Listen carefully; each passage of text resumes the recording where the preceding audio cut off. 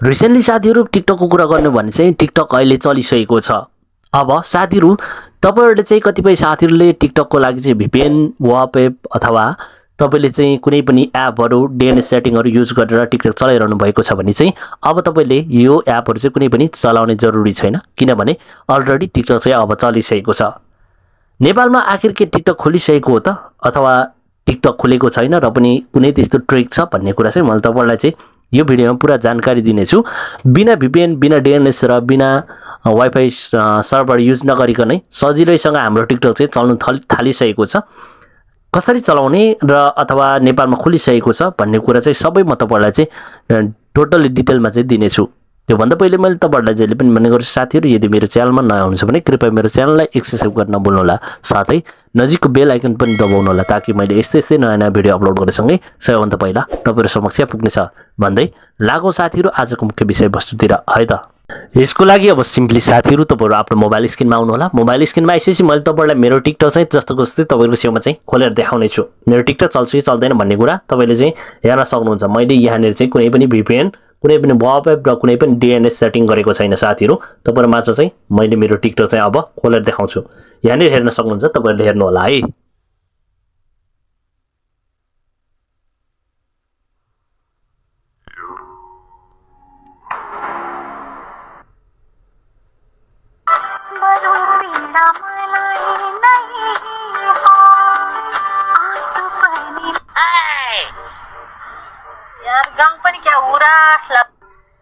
संसारी चलाउने माया संसारी जलाउने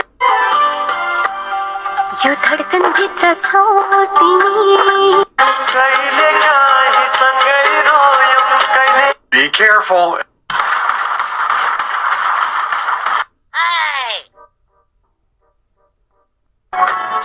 जोनी सम्म पुग्ने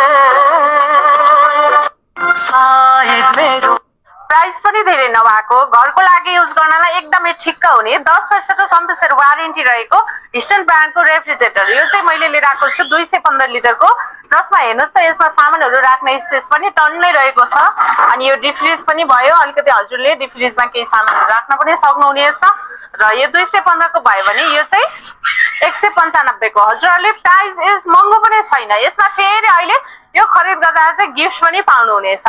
जुनै फ्रिज किन्नु भए पनि हजुरलाई एउटा 2 लिटरको प्रेसर कुकर गिफ्ट हुनेछ। डिस्काउन्ट त छँदैछ किस्ताबन्दीमा पनि 5% डिस्काउन्ट पाउनुहुनेछ। त्यसैले हाइटेक बिजनमा अफर चलिरहेको बेलामै हजुरले खरिद गर्नु छ भने कन्ट्याक्ट गर्नु होला जसमा चाहिँ गिफ्ट पनि पाउनु भयो डिस्काउन्ट पनि पाउनु भयो। अरु बेलामा त हजुरले अलि कमै पाउनु होला पाउन त पक्कै पनि पाउनुहुनेछ। टाढाबाट हेर्दै हुनुहुन्छ भने चाहिँ अनलाइनबाट हजुरले अर्डर गर्न सक्नुहुनेछ। धन्यवाद।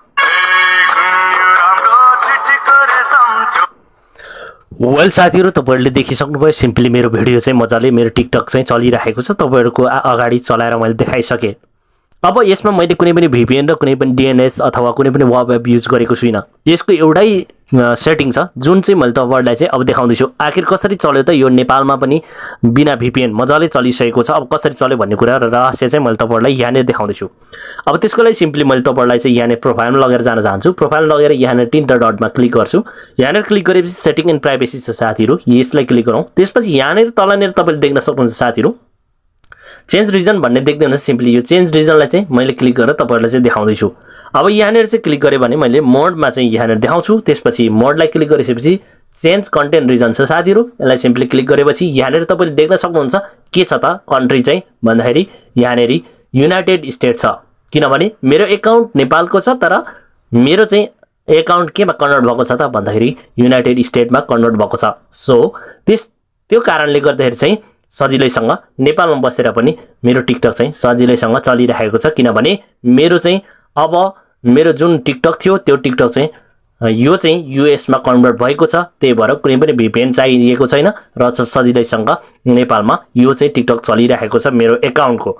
यस्तो तरिकाले तपाईले पनि सजिलैसँग आफ्नो टिकटकलाई चाहिँ रिजन चेन्ज गरेर मजाले तपाईले चाहिँ बिना VPN बिना DNS बिना वॉलपेपर कुनै पनि एपहरु युज नगरिकन सजिलैसँग तपाईले टिकटक चलाउन सक्नुहुन्छ। वेल साथीहरु यस्तो तरिकाले तपाईले पनि सजिलैसँग आफ्नो टिकटक चलाउन सक्नुहुन्छ। तपाई पनि सिम्पली आफ्नो टिकटकको चाहिँ रिजनमा गएर चाहिँ सिम्पली तपाईले चाहिँ युनाइटेड स्टेट गरेर चेन्ज गरिदिनुस्। त्यसपछि तपाईले चाहिँ सजिलैसँग तपाईले चाहिँ बिना VPN बिना DNS तपाईले चाहिँ मजाले नेपालमै बसेर टिकटक चलाउन सक्नुहुन्छ। साथीहरु भिडियो तपाईलाई के कस्तो लाग्यो जस्तो कमेन्ट गर्नु होला भन्दै बिदा हुन चाहन्छु। Bye bye, take care.